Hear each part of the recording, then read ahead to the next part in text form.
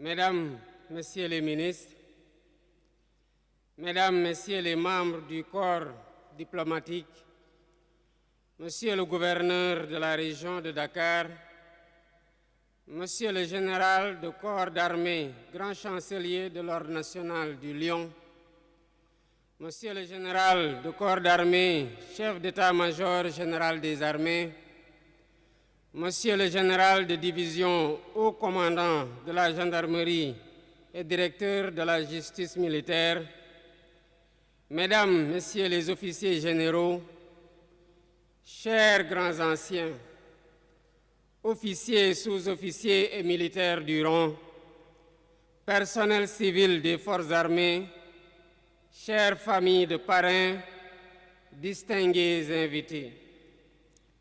C'est avec une grande fierté que je préside la journée que la nation a dédiée aux forces armées.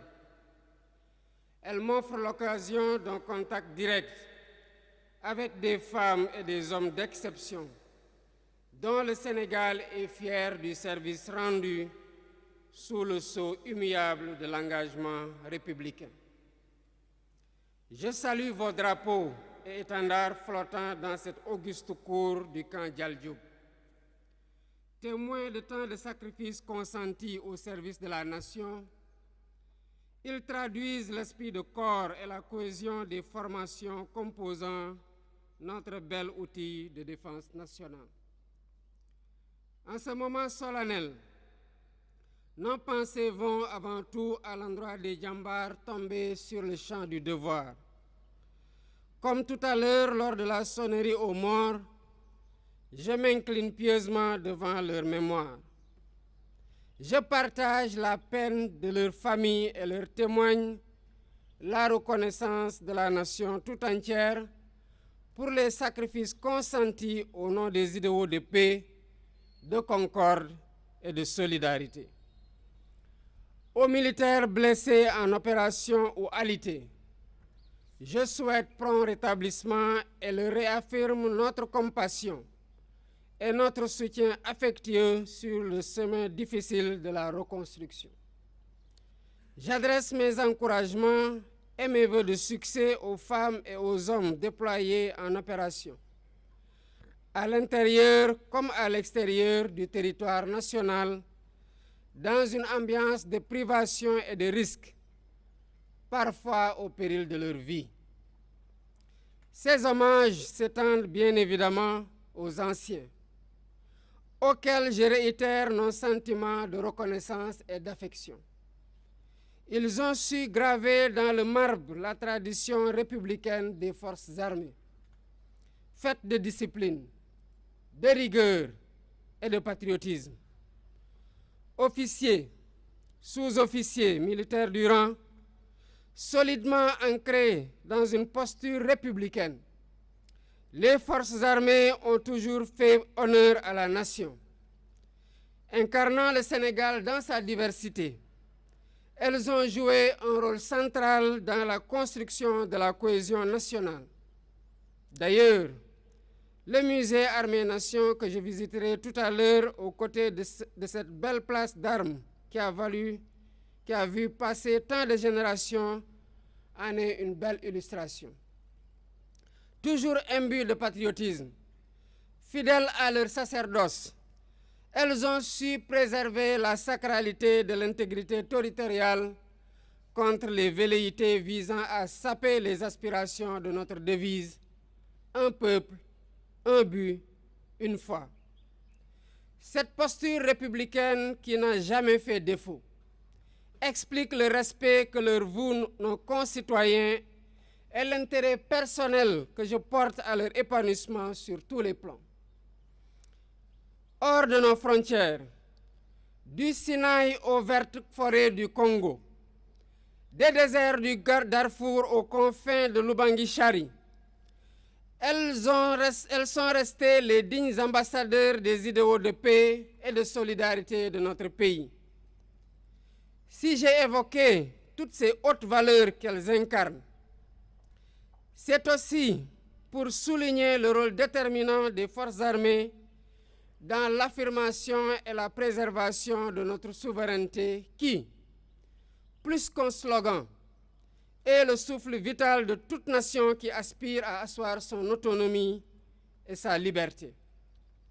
Voilà pourquoi je me félicite de cette édition de la Journée des Forces armées, qui revêt pour moi un cachet particulier, en ce qu'elle constitue la première que je préside aussi, parce qu'elle est placée sous un thème structurant pour l'avenir de notre système de défense et de sécurité, à savoir vers la souveraineté technologique et industrielle des forces armées. Ce thème, en parfaite cohérence avec le 4e axe du référentiel Sénégal 2050 qui vient d'être présenté, est tout à fait pertinent au regard du contexte géopolitique mondial marqué par une complexité croissante qui place le Sénégal à l'heure de choix décisifs. En effet, depuis la survenance de la pandémie mondiale de la COVID-19, le besoin d'une plus grande autonomie stratégique des nations comme la nôtre s'est fait sentir avec acuité. Cette nouvelle orientation est amplifiée d'une part par le délitement progressif des mécanismes multilatéraux de solidarité qui assuraient jusque-là un certain équilibre dans les relations internationales et d'autre part par les signaux alarmants d'un retour brutal de la guerre dans certaines parties du monde. À l'échelle régionale, cette situation se déroule sur fond de périls sécuritaires graves portés par la violence terroriste qui frappe à nos frontières, qui affaiblit de jour en jour nos économies et compromet gravement nos efforts d'intégration. Ce tableau sécuritaire peu reluisant nous commande de prendre la pleine mesure des défis liés à notre stratégie d'acquisition en matière de défense et de sécurité. Dès l'installation de la nouvelle Assemblée nationale, un projet de loi sur la défense et la sécurité nationale, fixant les grandes orientations de notre architecture de défense, adaptée au contexte actuel, sera examiné. Il est déjà rassurant que les forces armées aient pensé à soumettre pour validation une loi de programmation militaire 2025-2029 visant à établir un plan pluriannuel des dépenses que l'État leur consacre. En réalité, si notre politique d'équipement nous permet encore de disposer de capacités satisfaisantes, elle reste limitée par le caractère hétéroclite de nos moyens et surtout par une trop forte dépendance étrangère. Dans un monde imprévisible caractérisé par une militarisation croissante des chaînes d'approvisionnement, la soustraction progressive de notre outil de défense et de sécurité aux multiples aléas constitue un véritable gage d'indépendance. Le contexte de besoins croissants en équipement militaire créé par la montée en puissance des forces armées milite pour une autonomisation progressive afin de mieux satisfaire aux exigences d'un soutien logistique de plus en plus marqué par la déconcentration. La création d'une véritable industrie de défense et de sécurité est aujourd'hui un impératif pour parachever le niveau de professionnalisme et de rayonnement dont font preuve nos forces armées depuis plus de 60 ans. Il nous faut donc changer de paradigme pour asseoir nos politiques sur des fondements solides et durables à même de nous assurer autonomie et résilience. À cet effet, tout en restant ouverts aux opportunités extérieures, il nous faudra exploiter et mettre en exergue nos capacités endogènes. Je demeure convaincu qu'en combinant l'expertise de nos chercheurs et les savoir-faire endogènes de nos ingénieurs, inventeurs et artisans, les forces armées peuvent entrer dans une nouvelle ère afin de poursuivre plus sereinement leur montée en puissance. j'ai instruit le Premier ministre et le gouvernement de mobiliser tous les acteurs nationaux, publics comme privés, ainsi que les partenaires internationaux, dans une démarche réaliste et pragmatique pour la réalisation de cet objectif national. L'évolution du monde académique, le resserrement des liens entre les différents acteurs et le changement de culture constituent des pistes à développer. Il s'agira en définitive de faire naître des flancs de notre tissu industriel un nouveau secteur pourvoyeur d'emplois. Dans ce cadre, le ministère des Forces armées et celui de l'Industrie et du Commerce ont signé hier un important protocole d'accord avec une société partenaire pour la mise en œuvre d'un projet d'installation et d'exploitation d'une usine d'assemblage de véhicules militaires au Sénégal. Je suis heureuse également d'annoncer que lors des prochaines journées des Forces armées, un prix spécial du président de la République sera attribué à la meilleure innovation technologique et industrielle à vocation militaire et paramilitaire.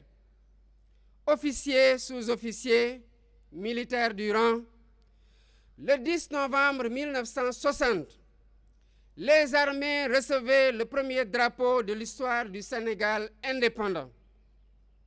Assurément, le respect et l'admiration qu'elles ont toujours suscité se reflètent dans la vigueur du serment des élèves officiers à l'honneur ce matin. Élèves officiers des promotions générales de division Saliou Ndiaye et médecin colonel Amadou Dia, le commandement vous a fait l'honneur et le redoutable privilège de vous offrir un exemple et un modèle des officiers au parcours professionnel exceptionnel. Prenant à témoin les invités ici présents et le peuple sénégalais qui vous regarde, vous avez juré de servir votre pays pour perpétuer la tradition d'excellence de vos devanciers. Plus qu'un simple mantra, votre serment résume la philosophie du métier des armes et vous engage dans la voie de vos parrains respectifs. Feu le général de division Saliou Ndiaye, parachutiste émérite, était un officier d'élite dédié à l'action et proche de ses subordonnés. Très dynamique, il incarnait la plénitude de l'officier d'infanterie. Quant à Feu, le médecin-colonel Amadou Dia, il était un praticien dévoué, ayant entièrement consacré ses brillantes compétences au système de santé des armées et du Sénégal. Militaires dans l'âme, ces deux officiers ont su être des modèles pour les plus jeunes. Je vous engage donc à suivre l'auréole de vos parrains en incarnant toutes ces hautes valeurs qu'on leur connaît et qui s'attachent à leur carrière que vous avez délibérément choisie, qui est faite de grandeur, mais aussi de servitude. Lorsque par malheur le doute vous animera à la tête de vos structures respectives, quand l'appétence pour la facilité vous tentera, pensez à votre serment qui doit toujours résonner dans vos consciences, même dans les purs moments d'incertitude. Cette cérémonie solennelle constitue pour moi une occasion privilégiée de réitérer conformément à mon serment et à ma qualité de chef suprême des armées, ma ferme volonté d'assurer en tout temps et en tout lieu le rayonnement de nos forces armées. C'est aussi le lieu de renouveler mon engagement personnel à poursuivre et à intensifier les efforts de modernisation en cours des forces armées afin de leur donner les moyens nécessaires à l'accomplissement de leur noble mission pour que notre pays continue sa marche prometteuse vers plus de souveraineté, plus de justice, plus de prospérité. Officiers, sous-officiers, militaires du rang, Vous constituez ces citoyens que la nation a sélectionnés pour porter ses armes et assurer sa défense. C'est un honneur, mais également une lourde charge.